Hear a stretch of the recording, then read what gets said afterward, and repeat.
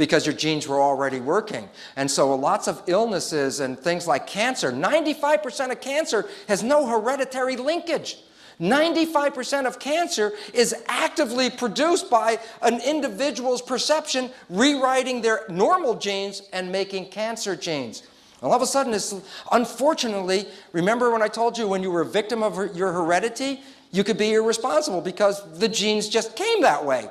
If you understand what I'm talking about, then all of a sudden you say, oh my goodness, then how I see things, how I believe things are going on become important. The answer is, well, if you think your behavior or the selection of your genes or the rewriting of your genes is important, then the answer is yes, because all of these are connected to belief, because perception in humans is related to belief. So you have the ability to change anything in your body. Unfortunately, if you got here healthy and you change it, that usually means you're making it less effective as a living organism.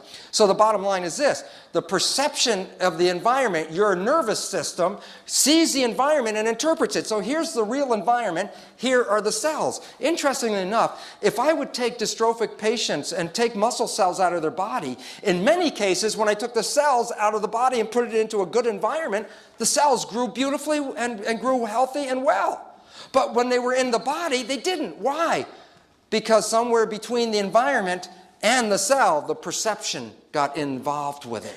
So our beliefs are altering our biology at every moment, at every time, okay? So the question is, what kind of beliefs and genes am I affecting? Here's this beautiful but very important, simple understanding.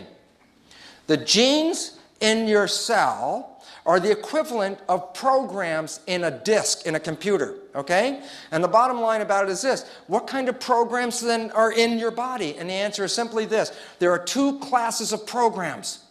One class is for growth and reproduction, which is a form of growth, and the other is for protection. So that the bottom line is this: when you walk into the environment, you're either going to select growth programs or you're going to select protection programs. And I'm going to explain why it's either or. I'll give you a simple understanding.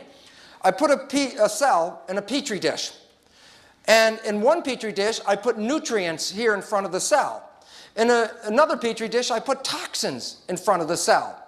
And then I wait for a period of time. What's going to happen? The answer is this: cells always move toward signals, nutrients or whatever, positive signals, because positive signals encourage growth.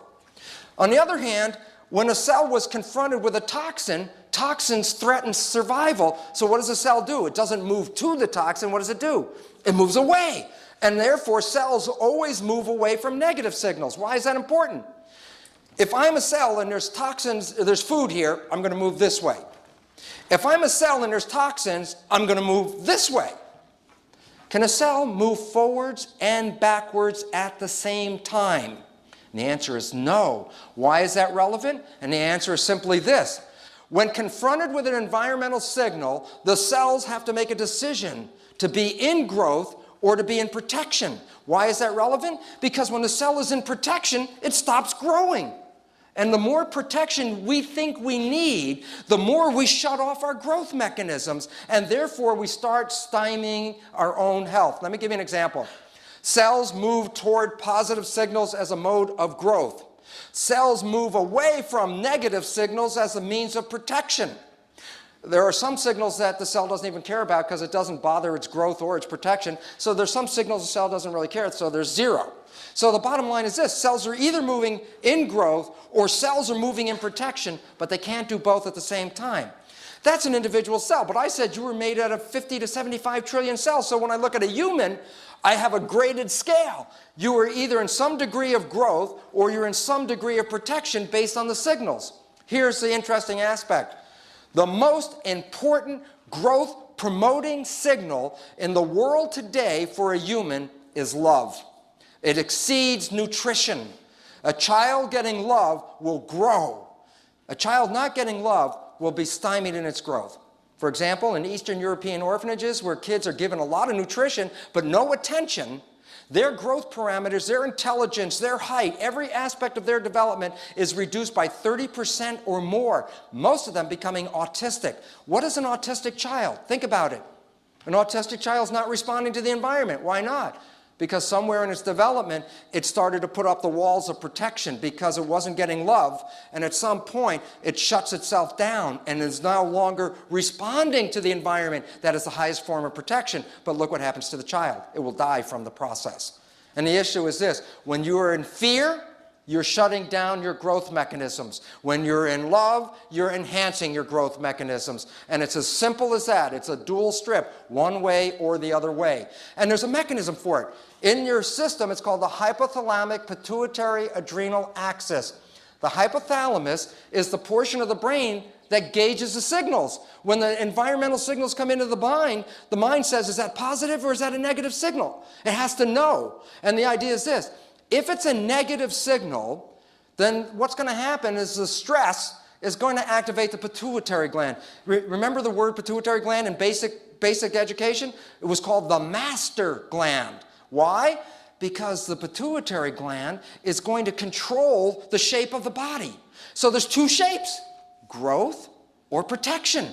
In negative signals, what ultimately happens is this, in negative signals, what happens is this: that the stress activates the pituitary gland to get into fight or flight. Remember fight or flight?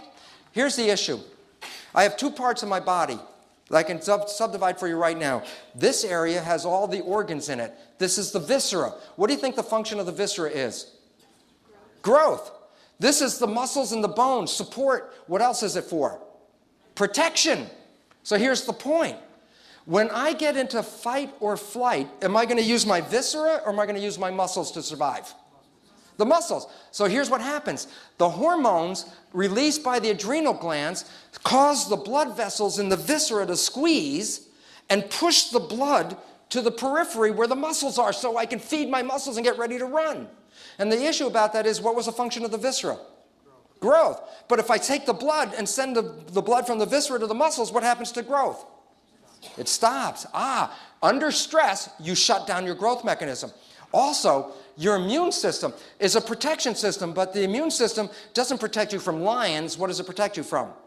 Bacteria and viruses, things that get under your skin. So the adrenal system is for protection against things in the environment that threaten you. The immune system is to protect you from things that get under your skin. So here's the point. If you're running away from a lion and you're in fight and flight, do you think you need the immune system? No. And in fact, because the immune system uses so much body energy, here's what happens. When the adrenal hormones get higher, it shuts off the immune system. As you get under stress, not only are you stopping your growth, but you're now shutting off your immune system. You find that at work or at school, when school comes to the end of the semester and everybody's under stress, that's when everybody starts getting sick. And the reason why is stress shuts off the immune system. It's so effective that medical doctors use the stress hormones to inhibit the immune system in people that they graft tissues and organs into. Why? I don't want them to reject the graft, so how do I stop them? Well, I want to shut off the immune system. I give them stress hormones. Well, if you're under stress, what are you doing to your own biology? You're opening yourself up for things to then come and attack you. And the last interesting aspect about it is simply this. When you're in fight or flight, are you going to use reflex behavior or are you going to use thinking and logic behavior to get out of the mess? Okay, why that's important? Because the hormones, remember I told you the hormones squeeze the blood vessels in the viscera and force the blood to the periphery? Well, the same hormones squeeze the blood vessels in the forebrain and push the blood to the hindbrain where reflex behavior comes from. Here's the point. Under stress, you are less intelligent. And you ought to know that if you've ever taken any school classes and you took that exam and you said, well, I know all the answers, right? And you sit down and you start doing the exam and you come to question number 7 and you go, I don't know this one. And guess what? You can feel your body tingling. Why? Well, the first thing is you're getting blood in your arms and legs ready to run out of the classroom, save your life. But then as you're doing this, you're realizing, I can't think of the answer. I can't think of the answer. So you say, okay, let me go to the next question. And that one's the simple one. You know what? You don't know the answer to that one. And the reason why? When you get under stress, you get ready for reflex behavior. Your conscious intelligence is reduced. So what does this mean in the world that we live in? Every time you turn on the news, every time you watch the TV, every time you listen to the radio, be afraid, be afraid, be afraid of this, be afraid of that. The air is bad. Flesh-eating bacteria are coming. So the bottom line is this. What do you think about your normal adrenaline levels in the population? They're so high, we're all under stress. People are getting sicker by the day, and we're getting less intelligent.